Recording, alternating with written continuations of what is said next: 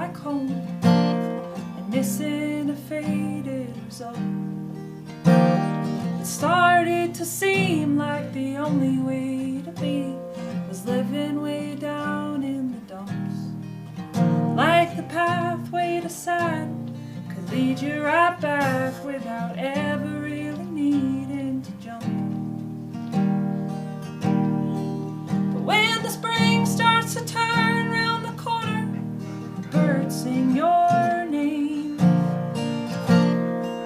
And when the breeze hits the treetops just right, they smile like your face.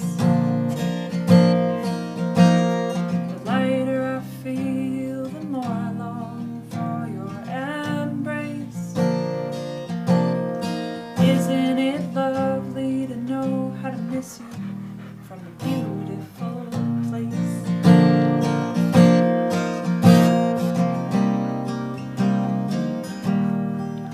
I suppose I think it's a tribute to the fact that we've made it this far. Through pennies and aches, the way our 30s break down all hope for a life without scars. But it was joyful abandon that took me. It is joyful abandon I took. So the very idea of starting to reel from excitement is leaving me shook. But when the spring starts to turn round the corner, the birds sing your name. And when the breeze hits the treetops just right, they smile like your face. The lighter I feel, the more I long for your embrace. Isn't it lovely to know how to miss you from a beautiful place? I would rather not it for you, darling. I'd prefer to laugh by your side. But if this is the way the world right now, missing you and I'm happy sounds nice. But when the spring starts to turn around the corner, the birds sing your name. When the breeze hits the treetops just right, they smile like your face. The lighter I feel, the more I long for your embrace. Isn't it lovely to know how to miss you from a beautiful place? Isn't it lovely to know how to miss you from a beautiful place?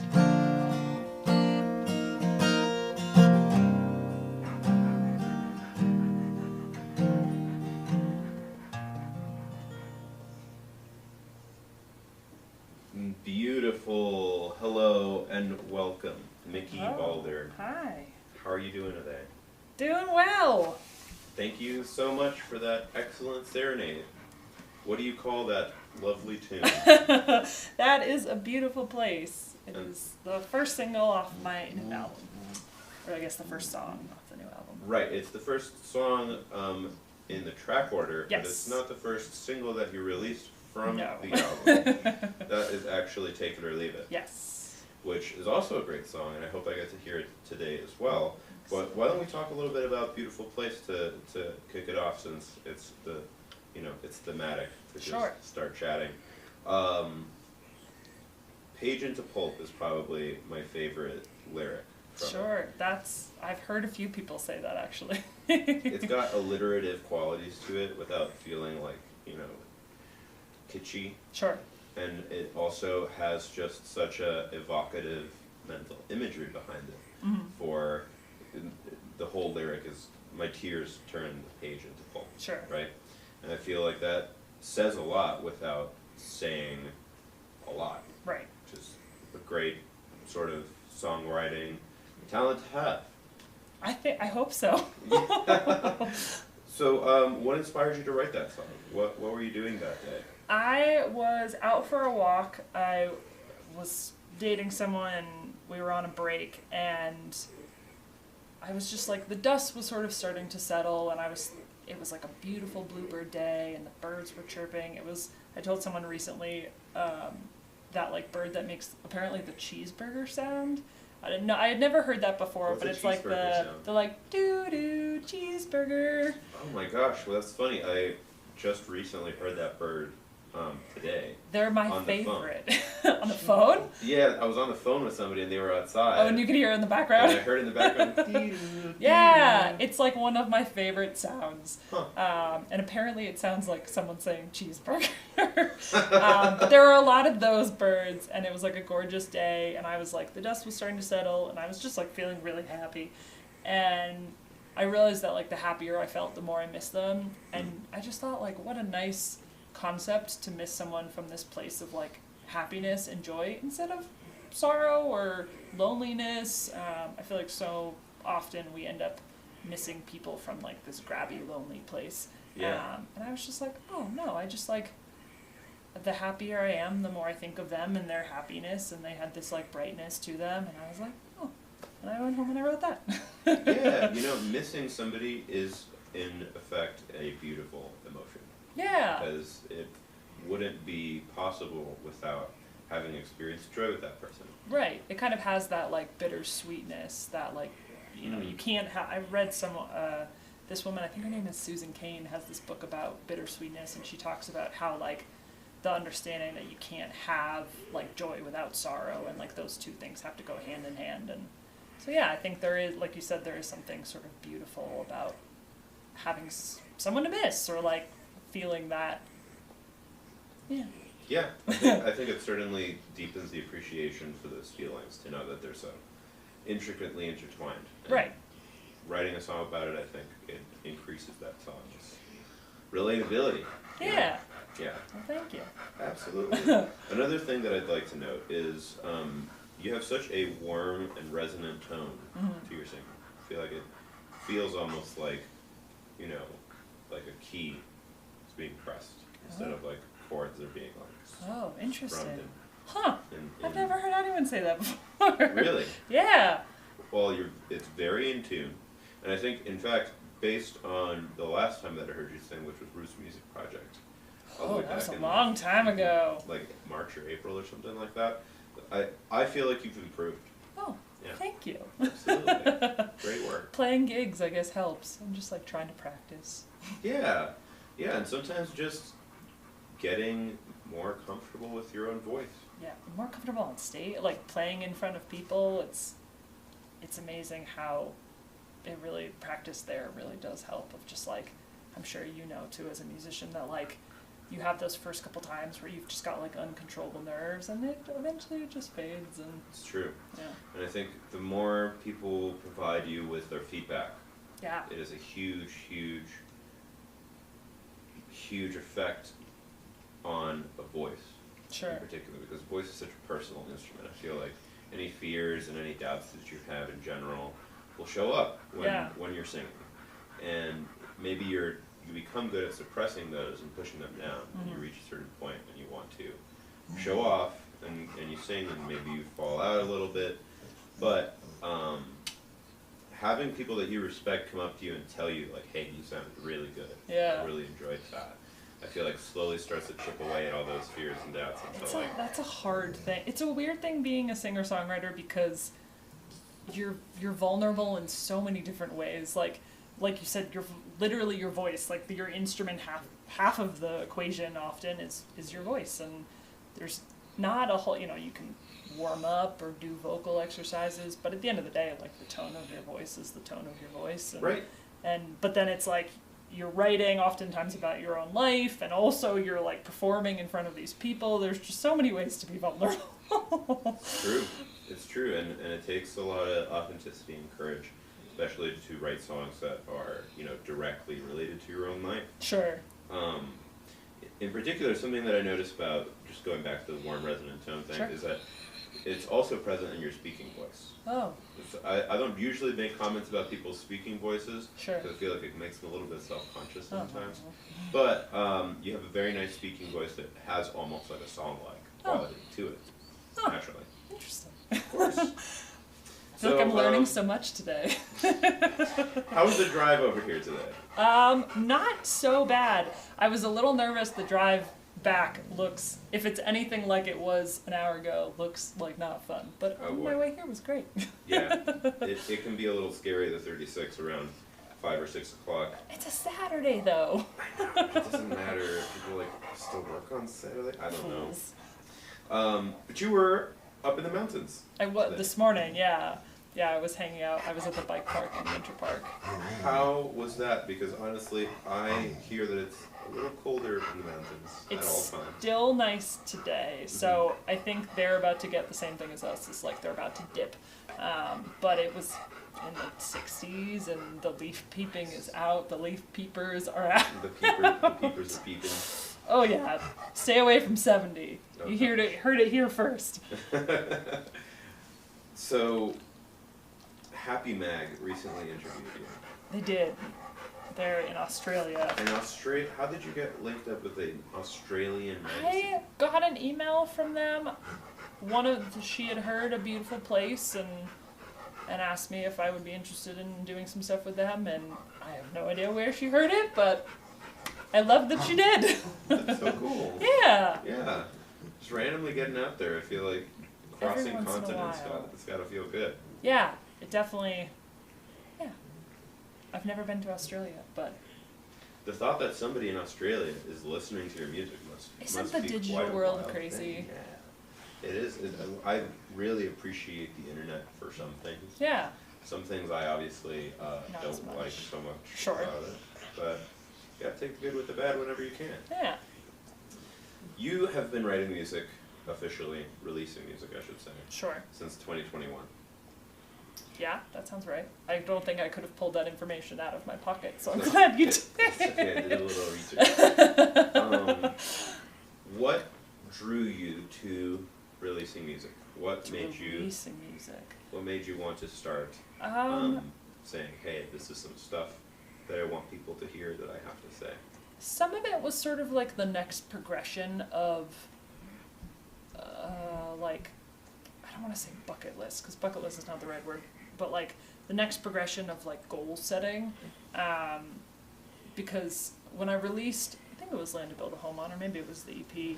The first one was a single, and it was Yeah. Land to Build a Home On. Yeah, that's sort of its like weird solitude, its own little thing. But I listened to give you some context, I listened to everybody's discography from start to finish for research I love it. purposes. And that song I actually, it really struck me. I like that song. Yeah. And it's not present on any album. No, it's like its own little thing. Yeah. But when I came out, I think with that, I had sort of looked back at like resolutions over past years, and it was like 5 years before had been like, okay, I just want to start taking voice lessons again, because that was something I had done when I was younger, and then it was like, okay, I want to start like feel comfortable playing in front of people, period. Not on a stage, just in front of people. And then the next year after that, I think it was just that I wanted to like play an open mic or something, and then it was I wanted to feel comfortable playing my own songs in front of people. So you set yourself some goals, and, and you got there. Yeah, and then eventually I hit the point where I was like, okay, like COVID hit, and it was like sort of that weird, I was supposed to have a gig in like the April, that was supposed to be like my first real non-open mic gig, and it was supposed to be April 2020, and of course it never happened. Classic. Yeah. Classic COVID. By the way, for the listeners sitting at home, Scooter just farted. So if we're making really funny faces, I don't know if it hit you already, but oh no, it's wafting this way now though. Yeah, it's a bad one today. I think we must have eaten something off the ground. Usually they're all that paw hair. So fierce. Anyway. But I was watering. I kind of love dogs. Of course. Yeah, it just kind of seemed like the next progression of just like, okay, I feel like if I'm gonna do this, if I'm gonna like be playing gigs, I want to like put something out there and just like give that a try and just like see what it's like. And it's such a learning process. Just, I mean, even going from like Land to Build a Home onto the EP and now having finished the album, like there's no textbook for musicians as to like, and it's ever changing, even if there was, of like, this is how you record music, this is how you find a producer, this is how you develop a sound as a singer-songwriter, this is how you release music. Like there's really no instruction manual at all. Right. Although there are some people out there, one comes to mind, his name is Angel, very sweet guy. Oh, Angel Corsi. Yeah. And he does a singer-songwriter, he calls it kind of like an identity-defining kind of course as part of like the curriculum. That's interesting. Help people figure out what their voices sound like. Oh. So, something to look into, but it sounds like you've got it figured out pretty well, in my opinion. It's ever-evolving, I think.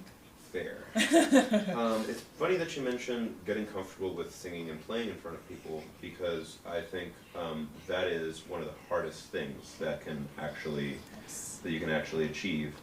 And as a small personal anecdote, I ended up forcing myself to do karaoke for months at a time to get comfortable singing in front of people. That's interesting, because I find those don't totally, like I love singing karaoke, but I find that I have to separate, like I don't want to sing, I like singing like goofy things at karaoke. I find that I have to like separate my like musician self from my karaoke self. Like a karaoke, I don't want anyone to be like, oh, you maybe sound like you are a musician. I just want to sound like an idiot at karaoke. I respect it. No, for me, I was like, well, I want to do an open mic, but I'm not really comfortable yet with just being by myself. So it was what broke sort of the seal. You know, like, do I like being in front of people and singing? Right. I had never really taken on that task. And that did it though? That did it, yeah. Oh. I don't really karaoke as much anymore. No. Nowadays, I just do open mics and play my own stuff. Open mics are more fun. They are. They're different. Well, I mean, like, you're not necessarily drinking as much. No. Unless you want to, I guess. If I did, I would forget the words to all of my songs. Or the chords. Or both. There's a lot of words. I respect it.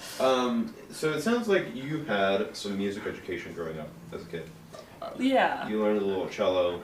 You learned some guitar. You had some voice lessons. Piano. Piano. All kinds of stuff. What was the first instrument that you had a lesson on? And how old were you? Probably piano. Okay.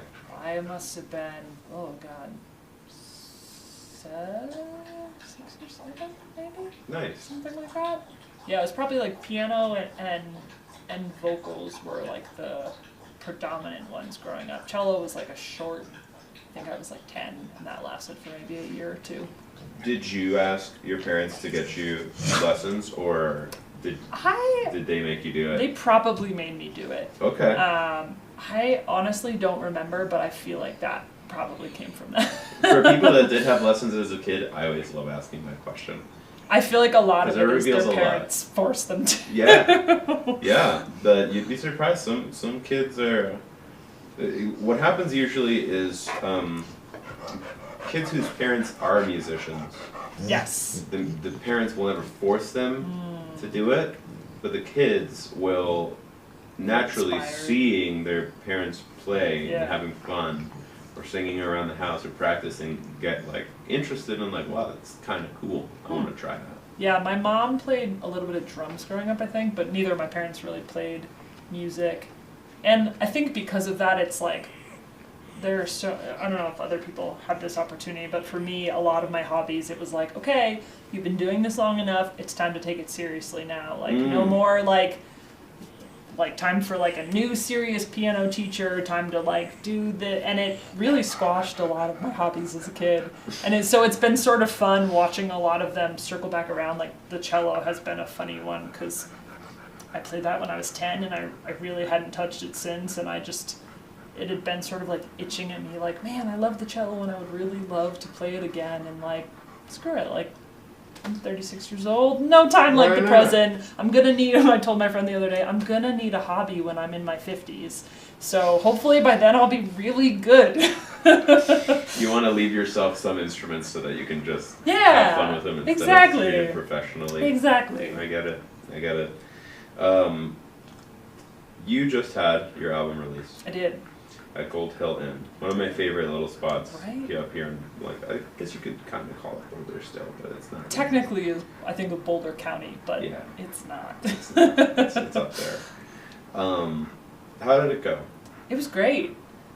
We had like a really nice turnout. It was one of those things where we were supposed to play inside, and the owner emailed me like 2 days before and was like, "Hey, it's gonna be really nice. How would you feel about moving it outside?" And like both of those experiences are great at Gold Hill. But having it outside, I knew it was just like it was gonna be a beautiful fall day, and Yeah. it would involve like moving the show up a couple hours and sort of blasting everyone, and I hope no one showed up at like 7 o'clock and wondering where everyone was. But it turned into like just a really beautiful day. I don't think people entirely listened to me telling them to bring layers, because just as the sun was going down, it got a little cold, Sure. and a bunch of people are like, "Okay, it's time to I'm scared. go." Yeah, it's crazy how much the temperature dips. Here Yeah, in Colorado. once the sun goes away, It's game. it's a real thing. I know, it's like 40-degree temperature swings out here Yep, sometimes. you just gotta bring blankets and hats and gloves and sweaters, and then you'll be fine. Yeah. Yeah. That brings me to a fun question. Where are you from? Boston. Boston. Yes. Cool. So you know all about layering. Yes, exactly. Oh yeah. How long have you been out here in Colorado? Almost exactly 6 years. Yeah. Nice. So- I have beat me by 1 year. What originally brought you out? I was living in New York City, and I didn't want to be anymore. Mm. And so someone suggested to me that I just sort of travel around. This was like the early days of Airbnb before it turned into what it's become. Sure. When it was really just The like feast. people renting out a room in their Yeah. house. And I had the opportunity to work remotely for my company, and I just put everything in a backpack and lived out of Airbnbs for 2 years and spent like a month in a city in someone's spare bedroom, just seeing what it was like to live in different places. Because I knew I didn't want to be in the Northeast anymore, and I think people really neglect the fact that life is very different in different places. Like, people in New York City live a very different life than we do here. It's true. Very different. It's true. And I'm from Miami, so. Oh, yeah, exactly. It's still not New York City, Right. but it's way different than it is here. Yeah, people spend their time after work differently. They spend their weekends differently. Mhm. They just like think about their priorities differently. And I got to Denver, and I was gonna move to Minneapolis, and I got to Denver, and I decided that would maybe make more sense. And Mm. a few months later, I moved here, and I have a hard time imagining not living in Colorado at this point. You seem like you've acclimated pretty well. Yeah. In fact, I thought you were going to say that you were a Colorado native. No, but thank you. Yeah. Yeah, that's the biggest compliment that you can give a transplant, honestly. I knew I had made it last year. There was one day where I was loading up my mountain bike and my skis into my car at the same time, and I remember actively looking in my trunk and being like, well, this is it. Congratulations. I've officially reached peak Colorado. I've done it. So tell me, you spent some time on the East Coast, and you spent some time in a bunch of different cities. Were you also playing music then? No. Not really? No, I had been learning guitar at that point. Like before I started traveling, I was learning guitar, but I wasn't writing at all. And I was like barely playing, and I didn't have a guitar with me, and that was one of the things probably that I missed most about being on the road, was just not having an instrument around. Yeah. You Missed. Not having an instrument around? Right. So when I was I was living out of a backpack Yeah. and didn't have a guitar with me. You or didn't have to anything. worry about it. No, I wish that I had had it. You wish that Yes. you had. Okay, I thought the other way around. It's like a burden. Yes, missed, not, aka yearned for. Gotcha. Yeah.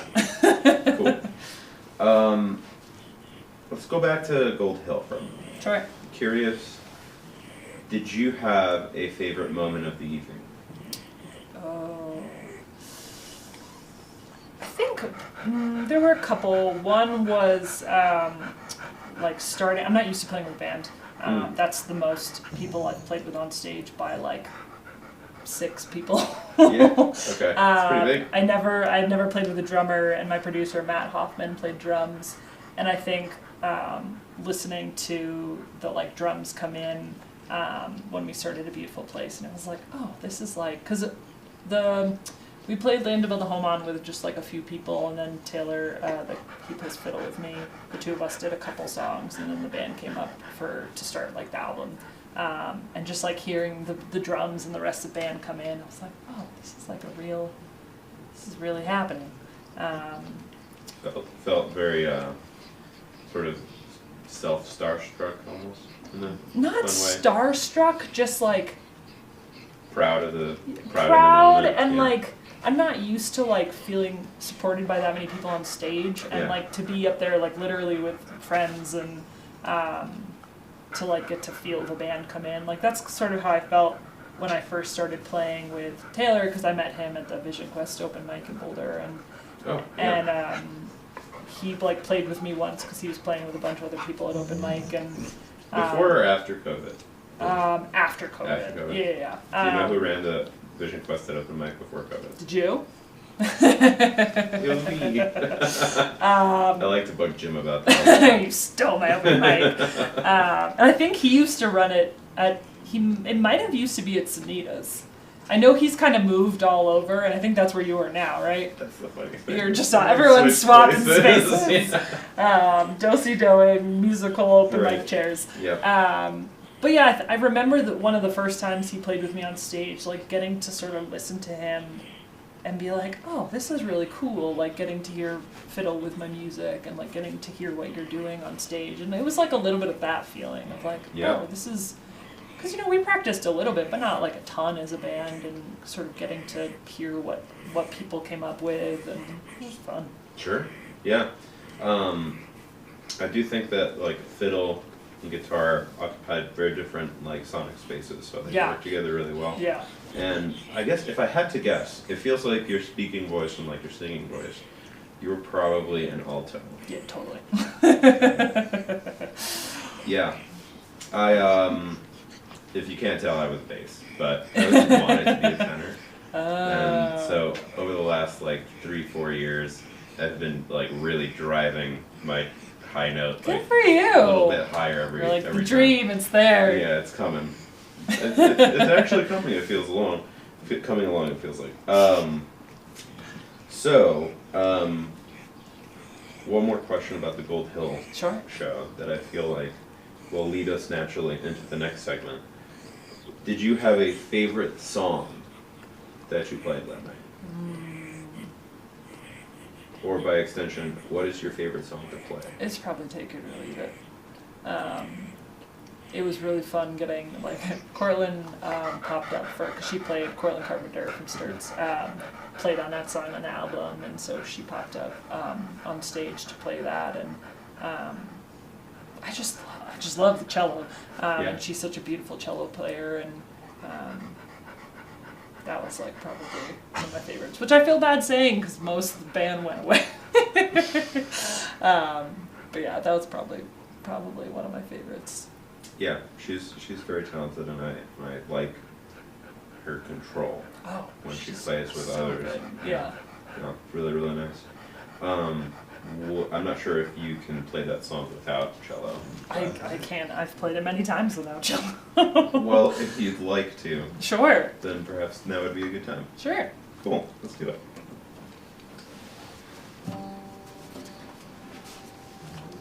We've got Scooter on the floor now. I heard a little I've laid down groan over there. Oh, yeah.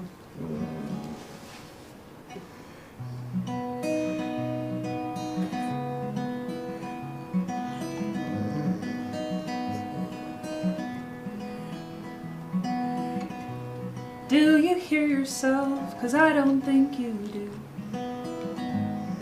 The words you're saying don't sound that true. Maybe there's a little there, but is it the whole story? Now I don't know what's real or what's allegory. Am I gonna lose you to take it or leave it? It finally took too much. When you thought you found control, but left it in the dust. Can there really be a future here when we're both counting on luck? And I don't know what I would do without you, but it would suck.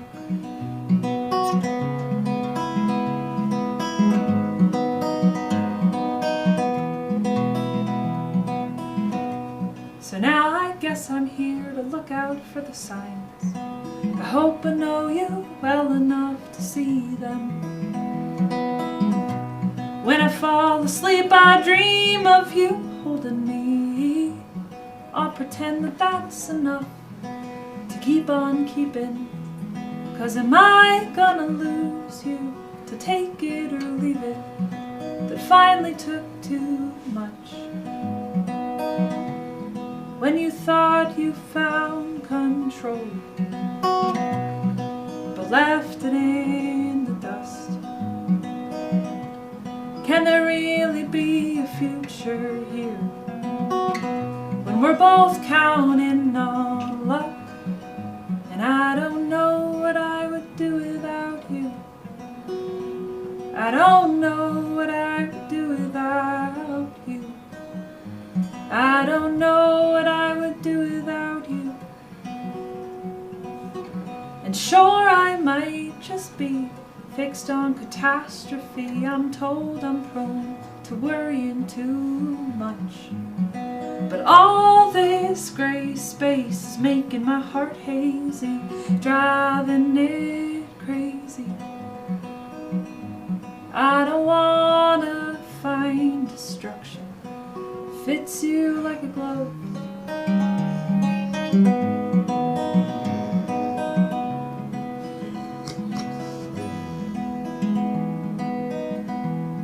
But am I gonna lose you, to take it or leave it, that finally took too much? When you thought you found control, but left it in the dust. Can there really be a future here when we're both counting on luck? And I don't know what I would do without you. I don't know what I would do without you. I don't know what I would do without you. But it would suck.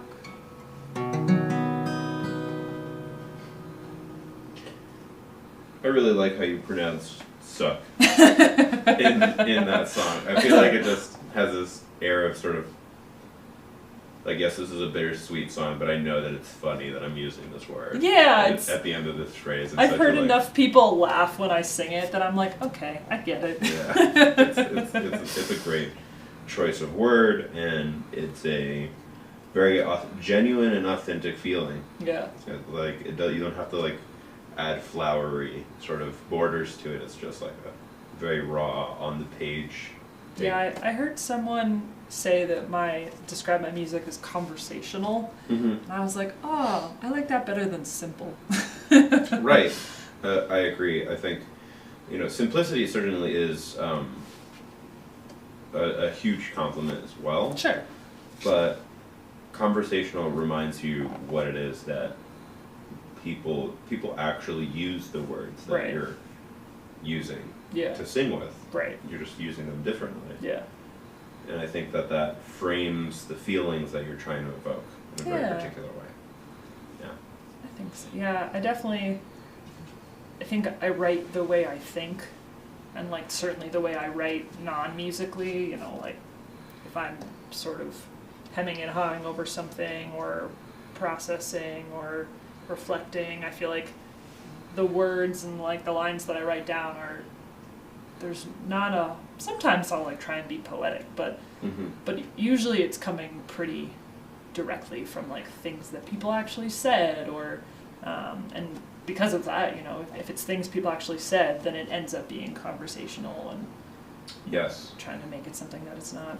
And it certainly feels poetic without like it's trying to feel poetic. Yeah. It's not overly complicated. Sure. Or flowery, or perhaps.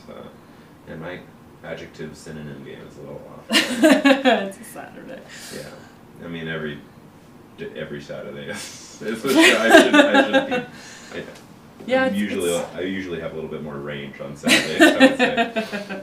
Anyway, another thing about range in that song is that it feels like the dynamic control that you use on the guitar itself between the phrases really kind of punctuates the verses nicely. Thank you. It's easier to do when you're by yourself. Sure. More required when you're by yourself, I guess. Yeah, and it shows more. Yeah. You know, it gives the music a little bit more flow, and it's a lot more present when you just have two instruments. You can really feel it going. Right, the dynamics shift. Yeah. Mm-hmm. Yeah. What's your favorite holiday? Ooh, I really love Christmas. I just there's something about all the lights and I was saying to someone, I went to the symphony last night and we were talking about Betcher? Boulder Theater? No, in Denver. Oh, okay. Yeah. But we were talking about how I often associate beautiful symphonic music with the holidays and there's just none of the family stuff that comes with the holidays, but just Christmas, lights, music, general merriment before it descends into darkness and cold for a few months. Mm-hmm. And then New Year's being right after. Yeah. Kind of an interesting sort of it's double holiday. This weird no man's land of just festive skiing, whatever. Right.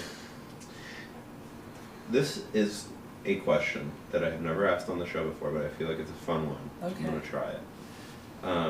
For the viewers at home, you may not know, but I have opposing the sofa in the little studio that I have here a wall of funny tchotchkes of little animals and different things.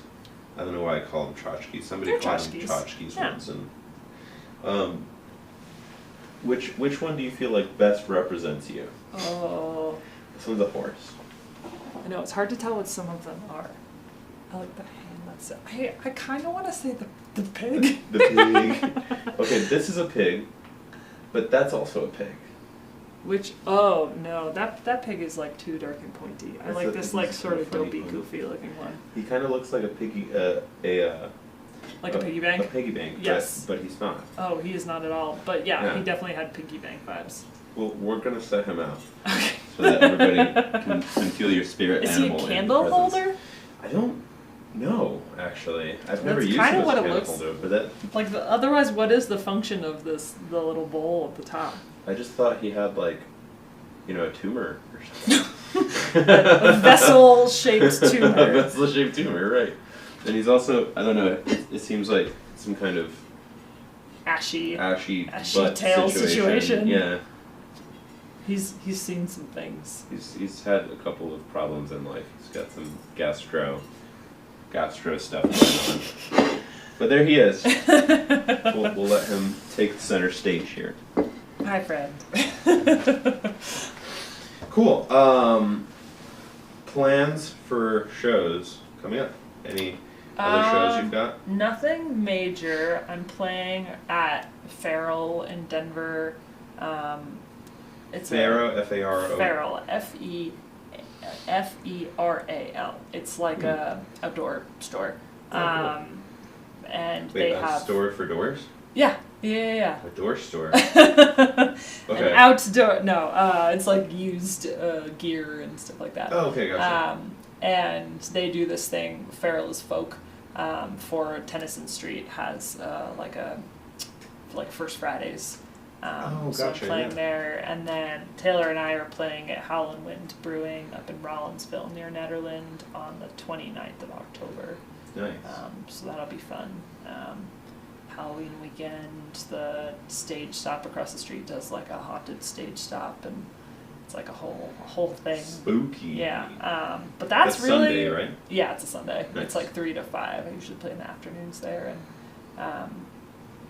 yeah, that's really all that's on the books at the moment. I'm enjoying a That's little a good bit of a amount. post-release breather. Were you playing a lot of shows before? Yes and no. I feel like I've gone through phases of like had months where I had way too many shows and then was like, okay, I gotta take a step back. And then some months where I had maybe one. I feel like there's usually always at least one during the month. I think that was probably the case in the summer too. Yeah. I think that's a reasonable amount. It's a very reasonable amount. Yeah. I would say that it's what most people can sustain Yeah, for longer than a short period. So totally. feels like you've got a good pace going. Yeah, I wouldn't think say- there's also just like different kinds of shows. It's like brewery shows are always different from venue shows, are different than Denver versus Boulder versus in the mountains. And Mhm. so, Another subject matter that I was going to touch on, so might as well now. The music scene in Colorado, in general, Colorado in general, between Denver, Boulder, alive other and places, well. it's certainly coming back. It's very funny to me because I moved here. When I moved here, I thought nothing of the music scene. I wasn't a musician at the time. Sure. But I thought nothing of the music scene in Denver. I was going to move to Minneapolis, which I knew had like a bustling music scene. And I thought that Denver was like really kind of just like a lot of DJs, and I was going to learn how to be a funk and soul DJ. That was like my goal when I moved to Denver. I had like, That's right here. yeah, like I had two, I forget what the Technics, the turntables, and I was learning sure. to scratch it. And that was like really the goal, was I was going to be like a funk and soul DJ. And then I realized that while I love that music, I didn't actually want to learn how to DJ.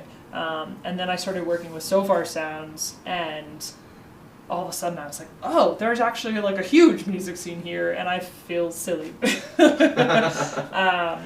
What's your favorite thing about it, in terms of whether it's people or the support you get from venues or? I like the influence of like the surroundings. What I was gonna say was I like the influence of the mountains, both in like how close they are, because I feel like other cities don't get that. Like if you're a gigging musician in New York City, you are very, there are different basements all the time. Right, there are different kinds of venues there, but they're all inside probably. Maybe they're on like a patio, but they're all city venues. And here we get like these tiny little bars in the mountains and like really cool little music venues. And I feel like that has an impact both in like the kinds of environments that you can play in, and also just the inspiration of those environments for like from a writing perspective. Yeah. And not everyone gets that. There are certainly lots of places that do, but being this close to a different sort of environment is fun. It has I feel like a deep impact on people's psyches without them necessarily noticing too. Totally. The big old looming nature. That old thing over there. This There. way. This way. This that way. Right. So, you've played two. Do you want to play some more? Sure. Cool.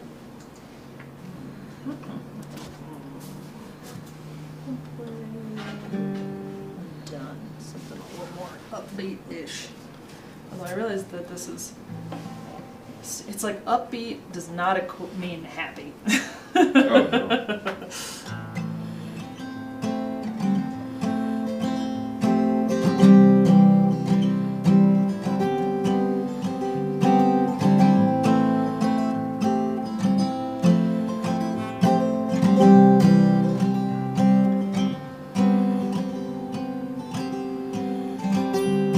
You laid it in the grave from the get-go.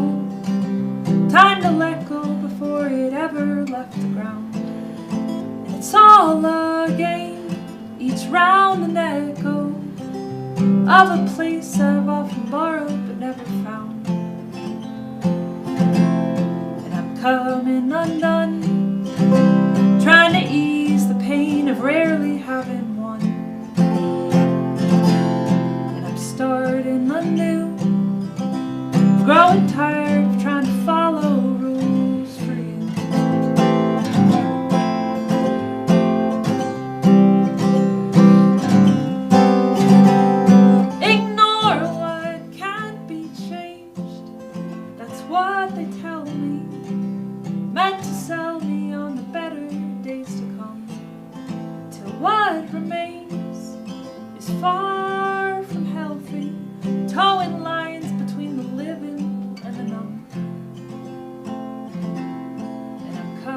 fighting undone, trying to ease the pain of rarely having one. And I'm starting the new, growing tired of trying to follow rules for you.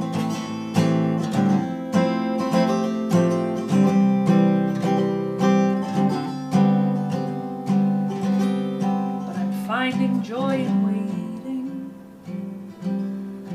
ignoring feeling jaded, testing all my patience and a little fear. Sweet anticipation,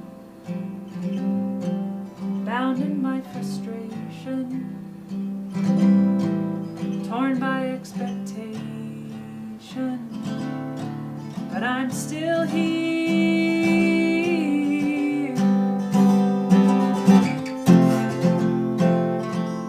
and I'm coming undone, trying to ease the pain of rarely having one. And I'm starting anew, growing tired of trying to follow rules for you. And I've only just begun, trying to ease the pain of rarely having one. And I'm starting anew, one last straw to help me see this through.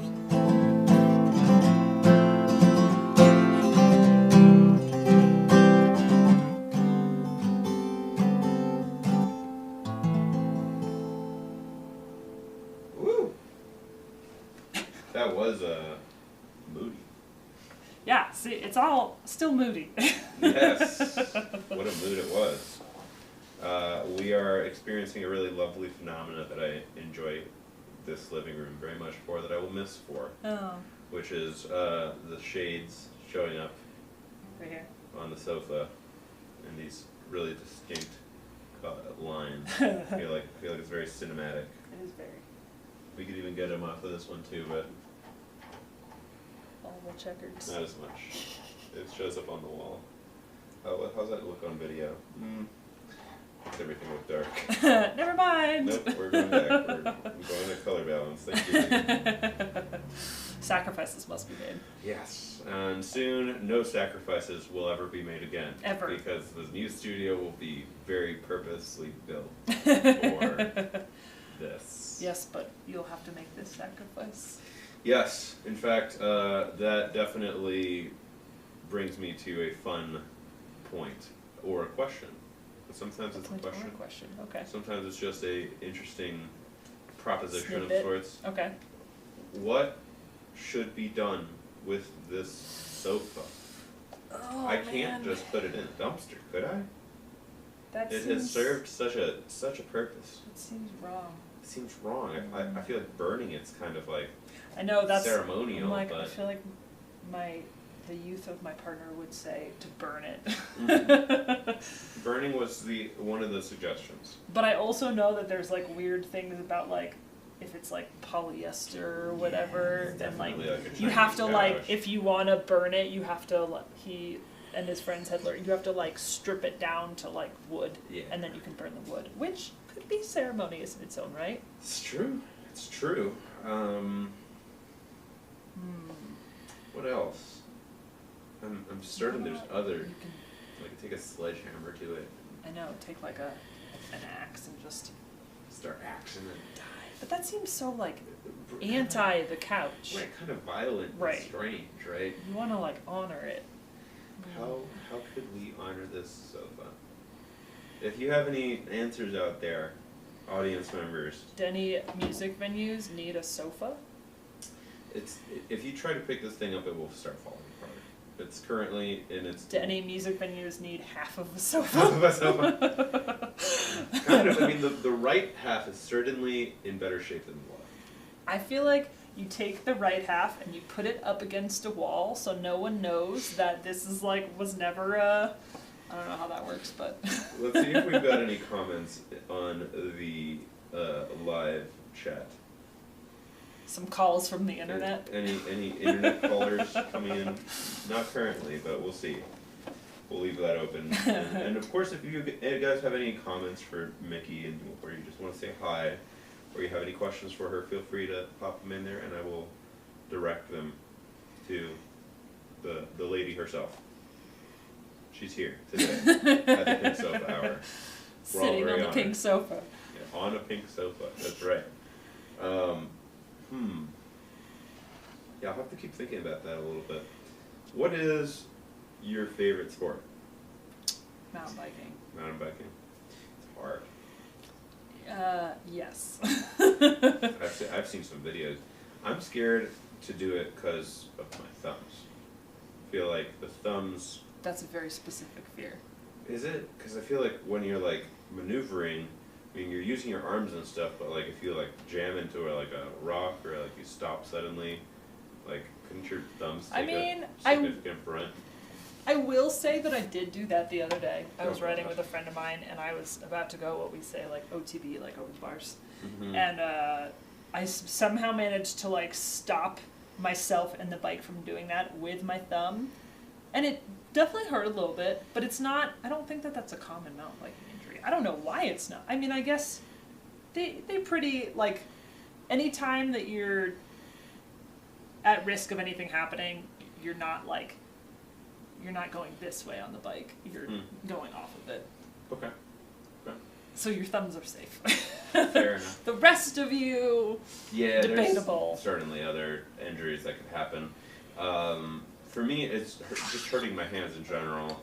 Hurting anything in general is. Yeah, but like I would like to continue to play guitar every day. I've been making some big progress. And my friend that plays fiddle with me was mountain biking, and he was supposed to play with me at Stone Cottage, and like 2 days before was mountain biking in Golden, and like sprained his shoulder, I think, and was like, no music for me for a couple months. So yeah, I was as I got closer and closer to the release show, every time I would bike, it was like this building fear of like, don't hurt yourself, which also often results in you doing foolish things. Right. That's the thing, is you kind of have to like pretend that isn't a fear in order to like navigate that effectively. Right. But I don't trust myself to do that. That's fair. That's fair. Not in the moment like that. Wow, I almost want to put a camera on Scooter right now. Maybe we'll put a camera on Scooter for the end of this show. Maybe he'll still be like that with the ears, just like. Yeah. Have you heard of Lafayette Music Festival? I have. Nice. I haven't been yet. Is this the first year? No. It's the second year. Okay, that's what I thought. It's next weekend. I have not been Next Saturday. I will actually be running a live version of this show on an inflatable sofa. Oh. And having members of some of the bands of that show come through. What week is that? Like the 7th, 8th? Is that where we're at? We are September 30th. Tomorrow's the 1st. Okay, yeah. So it's like the 7th. Okay. Yes. October. Either way, I have a ticket giveaway that I'm doing. Okay. But I think it would be foolish of me not to offer and extend to you 2 tickets as a thank you for coming on the show. Oh, I have to look at my calendar. So if you want them, we can discuss that later. Okay. No pressure. I keep a very full calendar. Me too. I get it. Being a music lover in Colorado, there's just so much music to go see. Like, forget being a musician. I feel like, especially this week, there's like so many bands that are in town, and my whole schedule is just like this band, that band, that band. Yeah, and the local scene is also, I think, getting stronger and stronger. I have theories about that, but yeah, it's been a pleasure to have you on the show. Yeah, this has been How lovely. much time do you think has passed so far? Oh, this is a fun question that I like to give people.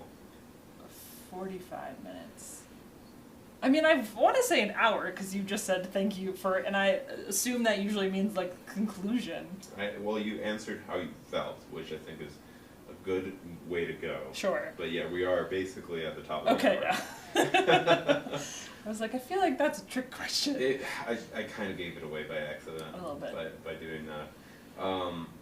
I oftentimes will tell people that the first 5 minutes feel like 45, and then the remainder of the show feels like 10.